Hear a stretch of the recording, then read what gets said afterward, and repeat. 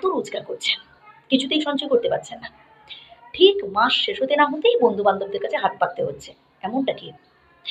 যদি এমনটা হয়ে থাকে, আজকের কথাগুলো আপনার জন্য। কারণ আজকে কিছু গুরুত্বপূর্ণ কথা বলবো, যেগুলো শুনলে আপনার মনের সব টেনশন দূর হয়ে যাবে। তাই শেষ পর্যন্ত শুনুন কথাগুলো। সর্বপ্রথম যেটা করতে হবে তা হলো আয় বাড়ান। সৎ উপায়ে কঠোর পরিশ্রম করে যাতে দু পয়সা বেশি রোজগার করা যায় চেষ্টা করুন। আপনি যদি অলস হয়ে ঘরে বসে থাকেন, কাজবাজ না করেন, তাহলে আপনার সংসারের অভাব অনটন কোনোদিনও দূর হবে না। নাম্বার 2, আয় বুঝে ব্যয় করুন। আপনার সোর্স অফ ইনকাম যেটা রয়েছে, আপনার উপার্জন যেমন ভাই, আপনাকে তেমন খরচা করতে হবে। আশেপাশের মানুষজন, আত্মীয় স্বজন, তারা যেমন খরচা করছে আমিও তেমন খরচা করব না ভাই। তাদের রোজগার ভালো, তারা সেভাবে খরচা করছে, আমাকে আমার আয় বুঝে চলতে হবে। এতে যদি আশেপাশের মানুষজন, পাড়া প্রতিবেশী, আত্মীয় স্বজন আমার সাথে না মেশে তো না মিশুক, আমি আমার উপার্জনের টাকায় চলছি।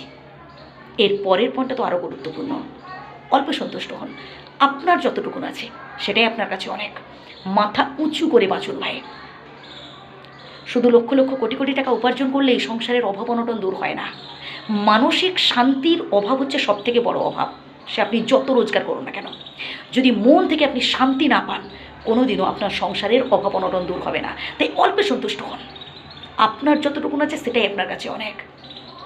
জীবনে দুঃখ থাকবে, জীবনে কষ্ট থাকবে, সমস্যা থাকবে, যত বেশি আপনি অল্পে সন্তুষ্ট হতে পারবেন তত বেশি আপনি আসলে সুখী হতে পারবেন।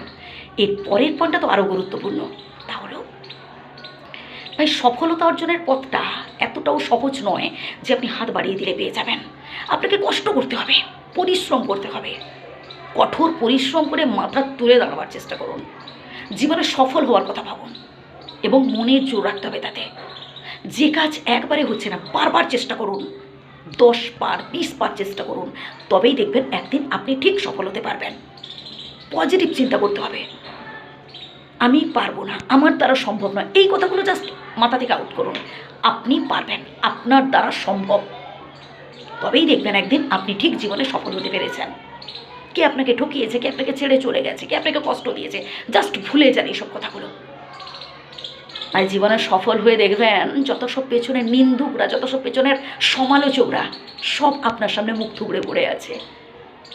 আজ পর্যন্ত যারা আপনার শত্রু ছিল, তারা দেখবেন একটা সময় আপনার সাথে বন্ধুত্ব করতে আসবে, আপনার সাথে হ্যান্ডশেক করার জন্য আসবে, সেদিনই যেদিন আপনি জীবনে সফল হয়ে দেখাতে পারবেন। তাই শক্ত হাতে সামনের দিকে এগিয়ে যান, কখনো কোনো অন্যায়ের কাছে মাথা নত করবেন না। ভালো থাকবেন, সুস্থ থাকবেন। আর যে কথাগুলো বললাম আবারও প্রথম থেকে শুনুন ভাই, আশা করি উপকৃত হবেন।